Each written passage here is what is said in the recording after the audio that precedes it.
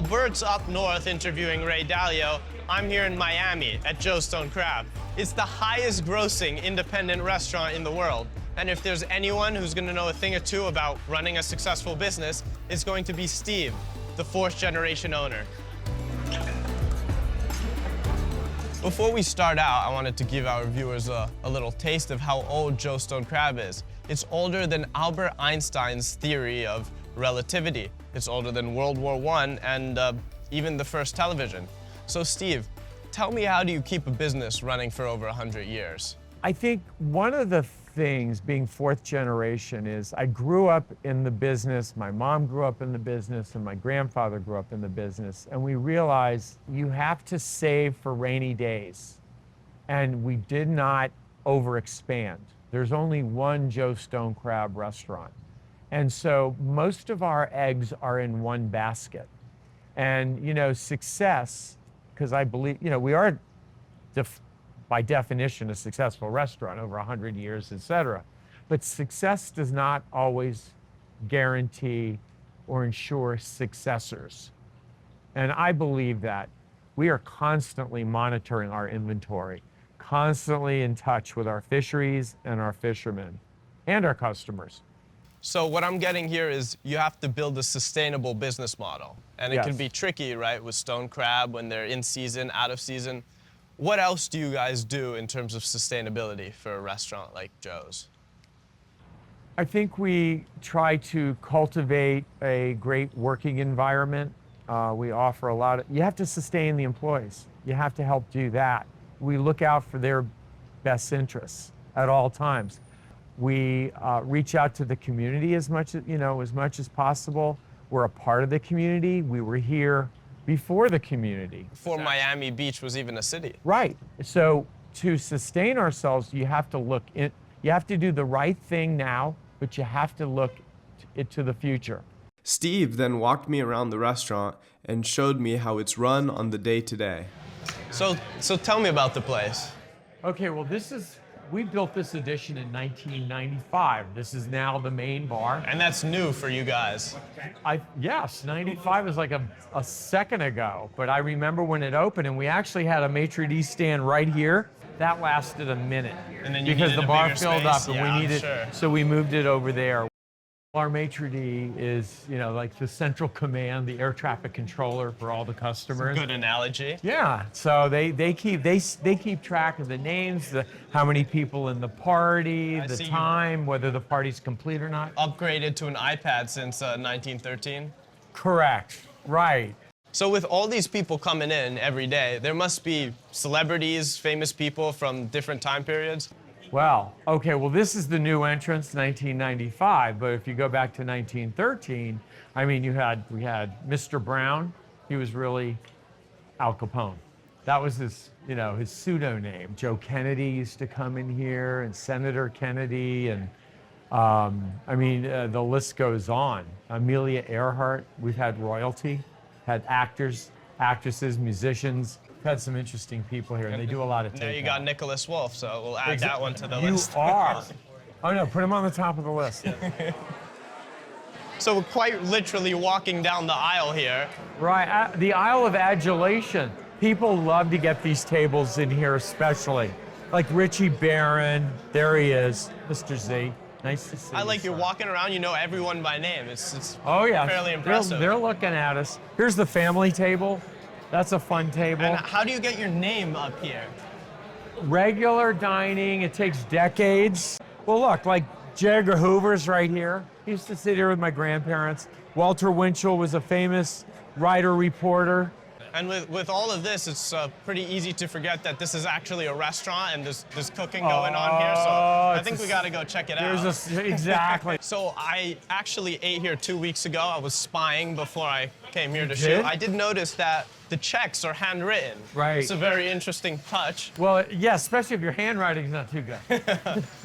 We have the main cooking line is right over here. The stone crabs are in another area. You see the some of the fried. I'm taking a sneak dishes? peek at the fried famous shrimp? hash browns over there. Oh yeah, I know you our caught viewers that. like that. That to me is the quintessential side dish at Joe's. Yeah. A lot of love goes into that. And a I'm lot sure. of, Talk to me about the stone crab. I mean, it's in your name. You guys are famous for it. this is the heart of the menu. And this goes all the way from the Gulf of Mexico, and it ends up right here getting cracked to order. So the servers will place their orders for either medium, select, large, or jumbo size. And they're hand cracked right back there. There's a whole technique behind that. Okay, well, the smallest size is medium, and there's about 8 to the pound. Okay, and then selects, there's about 6 to the pound. And is there a different taste? Basically the same. Yeah, I happen to like selects. So I think that's a component of value. That's what I ordered last time. The Yeah. selects are my. But talking about value, we can't skip on the chicken. Oh, well, that's a steal. Yeah. That is a steal. $8.95 for a half a chicken. It's beats inflation. It's the second most popular item on our menu, and we are an American seafood restaurant. But if you talk about business, it definitely gets people in the door. And it keeps them here, and they love it, and they talk about it all the time. I don't care where you go. And then the hash browns are behind that. That's our most popular side dish, the hash browns. And you can ask to cook them in butter. I think that's great. Oh, sure. Yeah. We'll cook them in butter for you. Actually, there's a lot of prep that goes into it, a lot of love, a lot of time. So what's that goes happening? into it. Are they blanched first and then they're fried up? The potatoes are actually peeled and then boiled in like 400-pound batches at a time. Wow. Then we cut them into chunks from that. And then from the chunks, they end up right there where you see it below the cooking line, right there. And he's scooping out a measured amount, and he's putting them into the cured saute pan. Are they home fries or are they hash browns? We call them hash browns. So they're served like a one big hash brown. Correct. And look at the crispy golden, the top there. That's not an easy thing to achieve, and they do take time. And now for a demonstration on how to crack a stone crab. It's a messy business, so we're wearing aprons. So, Yes. Steve, Thank you, Nicholas. This is a mallet. I That's what figured. we call a mallet. Kind of like a hammer, too. Now, this is a stone crab claw. What I'm going to do first to make it easier to crack, you see how it's kind of lifted up a little bit? What I'm going to do is just tap it down a little bit. See, now it's flat, and it's easier to hit, and it's easier to get a good bullseye, right? So light hit, because this is a thinner shell on the end. A light hit, like that. The second one, I'm going to hit it a little bit harder because the shell's a little bit harder here.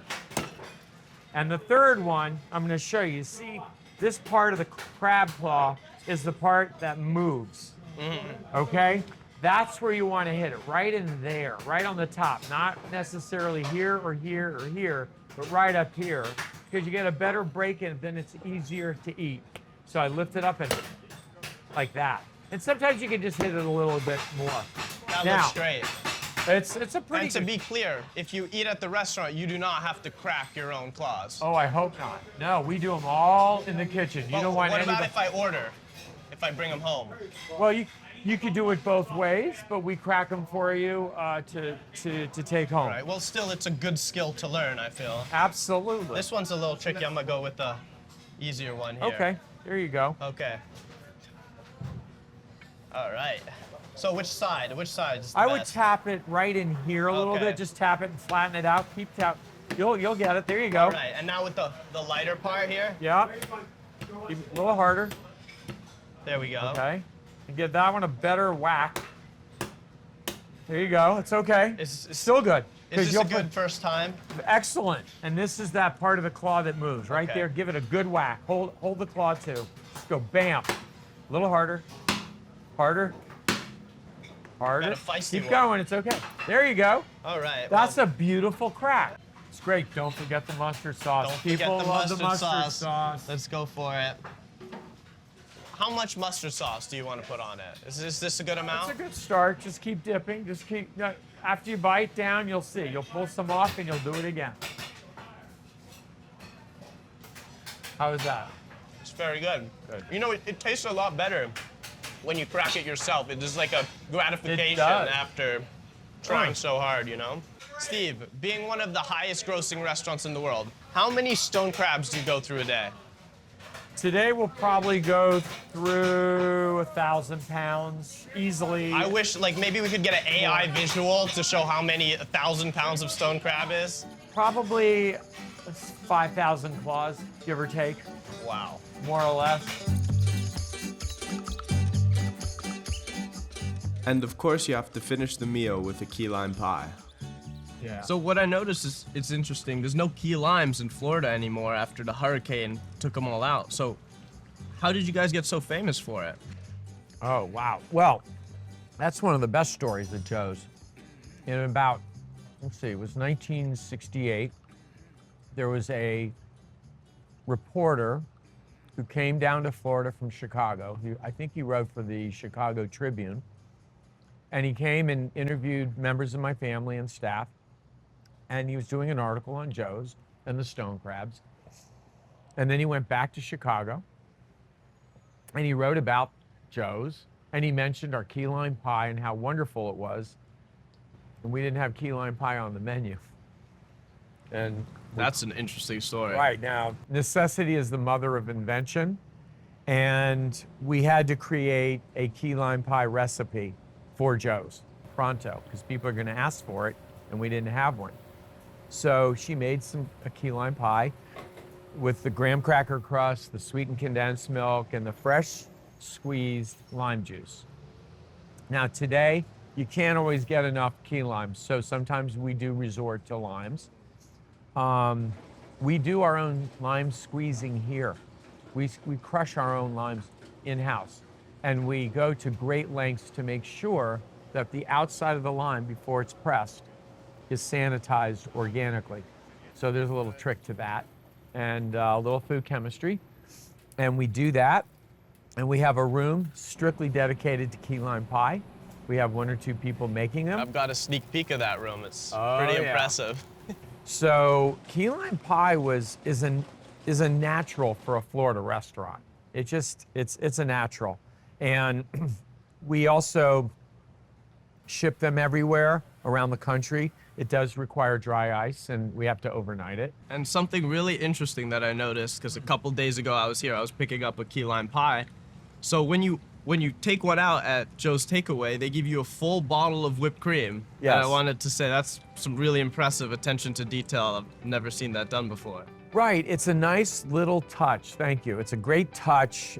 We want people to enjoy it. And if somebody dines in the restaurant, our whipped cream is fresh whipped cream made from heavy cream and sugar.